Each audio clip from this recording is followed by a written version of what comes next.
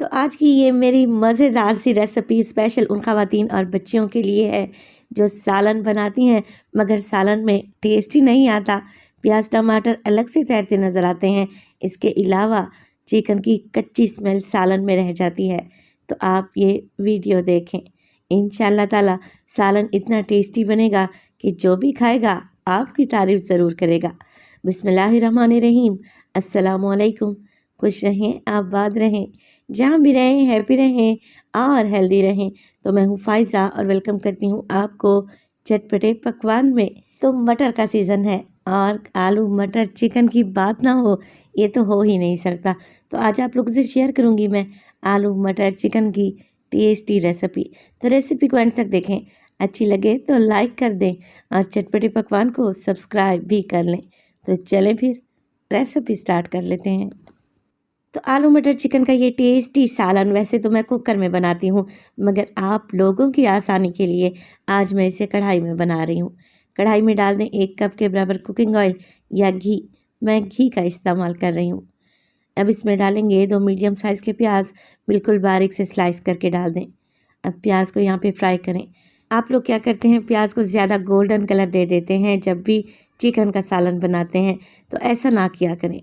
प्याज को हल्का सा ब्राउन किया करें, इतना कि इसके किनारे हल्के हल्के से ब्राउन हो जाएं। प्याज को ज़्यादा कलर देंगे ना तो सालन का टेस्ट कड़वा आएगा और उसका कलर भी अच्छा नहीं आएगा।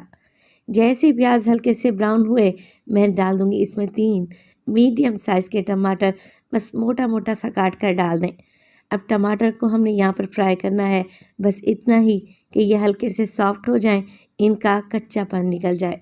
तो बस जी फ्लेम को ऑफ कर दें और किसी स्ट्रेनर की मदद से टमाटर और प्याज को निकाल लें। किसी मिक्सी जार में डालें और इनका फाइन पेस्ट बना लें। अच्छा, कुछ लोग क्या करते हैं, टमाटर और प्याज को बॉईल कर लेते हैं, बॉईल करने के बाद उनका पेस्ट बनाते हैं। जैसा मैं आपको बता रही हूँ आप इस मेथड से सालन बनाएं, इंशाल्लाह ताला उंगलियां ही चाटते रह जाएंगे। अच्छा जी, बचे हुए घी में डाल दिया है मैंने चिकन, जो कि है तकरीबन 750 ग्राम। चिकन के साथ ही डालूंगी इसमें 1 टेबलस्पून साबित गरम मसाला, जिसमें 2 छोटे टुकड़े दालचीनी के हैं। इसके अलावा 1 बड़ी इलायची का इस्तेमाल किया है मैंने। 1 टीस्पून के करीब साबित सफ़ेद ज़ीरा है। 4 से 6 दाने इसमें काली मिर्च के ऐड किए हैं और 2 से 3 इसमें लौंग होंगे। तो टोटल कुल मिलाकर 1 टेबलस्पून मैंने इसमें साबित गरम मसाला डाल दिया। अब इसमें शामिल करें 1 टेबलस्पून अदरक और लहसुन का पेस्ट। गरम मसाले और अदरक लहसुन के साथ आप चिकन को फ्राई कर लें। इससे क्या होगा, चिकन की कच्ची स्मेल नहीं रहेगी, शोरबे में बड़ी ही प्यारी खुशबू आएगी। और अगर आप चिकन को इस तरीके से फ्राई करते हैं ना तो शोरबे में चिकन की बोटी नहीं टूटे। तो मेरी बहनों के बहुत सारे कमेंट्स आते हैं कि जब भी शोरबे वाला चिकन बनाएं उसमें बोटियां टूट जाती हैं, बिल्कुल बिखर जाती हैं और कचरा सा बन जाता है। तो आप लोग इस तरीके से बनाएं, इंशाल्लाह ताला बोटी शोरबे में भी साबित ही रहेगी। चलें जी, चिकन भुन चुका है और इस पर एक हल्का सा गोल्डन कलर आना शुरू हो गया है। अदरक लहसुन की कच्ची स्मेल भी चली गई है। तो इसमें डालें आप टमाटर और प्याज का पेस्ट जो कि हमने बना कर रखा हुआ था। अब देखिए चिकन को मैंने 4 से 5 मिनट के लिए भून लिया। टमाटर और प्याज जो इसमें डाले हैं वो भी पहले फ्राई किए हुए हैं, तो ज़्यादा मज़ीद भूनने की ज़रूरत नहीं है। डालेंगे इसी स्टेज पर इसमें हाफ़ टेबल स्पून नमक, 1 टेबल स्पून भर के मोटा कुटा हुआ धनिया। इसके अलावा शामिल करेंगे इसमें हल्दी 1/4 टीस्पून और इसमें डाल दें लाल मिर्च का पाउडर 1 टीस्पून। ज़ीरा पाउडर का इस्तेमाल करूँगी मैं इसमें 1 टीस्पून और सालन का कलर बहुत ही खूबसूरत आए तो मैं कश्मीरी लाल मिर्च डालने लगी हूँ तकरीबन 1 टीस्पून। इसमें कड़वापन या तीखापन नहीं होता मगर शोरबे का कलर बड़ा ही खूबसूरत आता है। अगर आप लोगों के पास है तो आप लोगों ने लाजमी डालना है। बस मिर्च मसालों को अच्छे तरीके से मिक्स कर लें। 2 से 3 मिनट के लिए मज़ीद पकाएं ताकि मिर्च मसालों का कच्चापन भी निकल जाए और ऑयल ऊपर आ जाए। जैसे ही ऑयल ऊपर आएगा आप इसमें डाल दें मटर और आलू। तो यहाँ पर मेरे पास तकरीबन आधा किलो के करीब मटर थे जिन्हें मैंने छीन लिया है और 1 से 1.5 पाव आलू है जिन्हें बड़े टुकड़ों में काट लिया है। बस जी मिक्स कर लेते हैं सब्ज़ी को। और इसी स्टेज पर अगर तो आप लोगों को रेसिपी ज़रा सी भी अच्छी लग रही हो रेसिपी को लाइक कर दिया करें और चटपटे पकवान को सब्सक्राइब भी कर लें।